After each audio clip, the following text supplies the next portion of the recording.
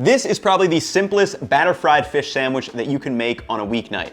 And I'll meet you guys back here in just a couple of minutes for the taste test. I did some interesting flavor combinations on this one that I can't wait to try. So you'll want to have your sandwich accoutrements ready beforehand, and for me this was just some leftover ginger cabbage slaw from 2 days ago, pickled onions, and this chili crisp mayo sauce, which is just 50 grams of mayo, 10 grams of chili crisp or lao gan ma, 10 grams of rice wine vinegar, and a little handful of minced cilantro.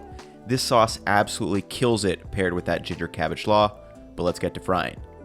To start, set a wok or large pot on medium heat and add enough peanut oil to go about 2 inches up the pan, and our target temperature is going to be 350 degrees Fahrenheit.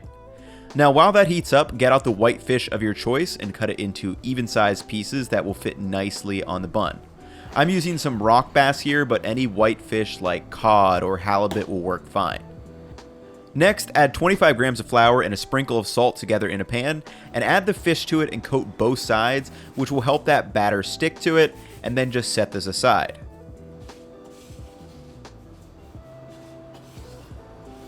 For the batter, set a large bowl set over a scale and add 50 grams of flour, 25 grams of cornstarch, 3 grams of baking powder, 3 grams of salt, 20 cranks of black pepper, and a sprinkle of Chinese chili flakes or whatever seasonings that you want to add. Now for the liquids, first add 5 grams of vinegar for a bit of acidity, and then slowly drizzle in about 100 grams of the light beer of your choice before mixing them together. From the Food Lab, it is noted that the beer does 2 things here. First, it adds carbonation, which leavens the batter and creates air bubbles, which will fry for an open and lighter texture. And additionally, the beer has flavor compounds and sugars, which will aid in browning. And the goal here with the batter is to mix it until it just comes together, and this is going to limit the gluten development. We don't want to turn it into a dough that will be tough instead of crisp. With the batter ready, it is time to fry, so make sure you have your station set up. The fish is going to go right into the batter and then right into the oil, which should be at 350 degrees Fahrenheit, and then onto the wire rack over a baking sheet. Let's watch the process.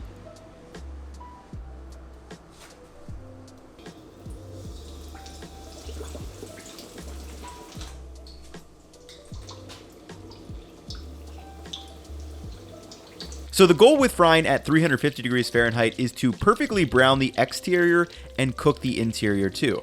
Ideally, the internal temp of the fish will be right around 140 or 145 Fahrenheit for a super flaky and light fish. And while that fish is frying, you definitely have time to give those flour and batter dishes a quick rinse if you want to. Once that fish is perfectly golden brown and crispy, we're going to move this to a paper towel to dab off some of that excess oil and add a little sprinkle of salt over the top before moving it to that lower wire rack, and let's get a moment of silence for the crunchiness.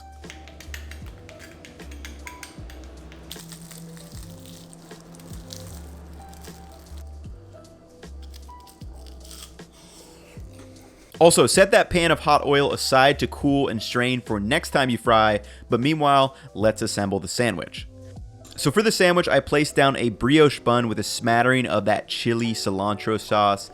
Then I hit it with that ginger cabbage slaw I made the other day, and the ingredients for this are going to be on my website, and this slaw kind of made the sandwich, but feel free to use any greenery that you would like. Of course, I added some pickled onions before tossing on that beauty of a fried fish piece with a little more sauce over the top. This is an absolute stunner of a sandwich. I did cut it in half, but now that I'm looking back on it, I feel like fish sandwiches do not lend well to cross-section shots. Anyways, let's taste test. All right, everybody, taste test time. We've got those kind of Sichuan and like Asian-inspired flavors in there. Can't wait to dive in. Let's do it.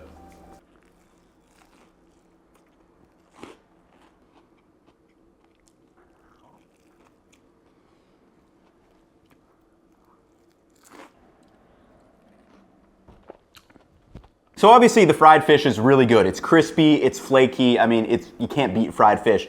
But the flavor combinations with that kind of ginger slaw, the pickled onions, and the chili crisp and cilantro mayo sauce, one of the best combinations I've had on a sandwich in a while. I mean, I'm gonna demolish the rest of this thing in a bit, but this could be done on chicken, could be done on a variety of things. Like, that is a killer combination. So the recipe for this exact version will be on my website if you guys do want to check it out. That's gonna wrap it up for me in this one. Go make yourself some fried fish. It's really quite easy to do. You can have it done in like 30 minutes.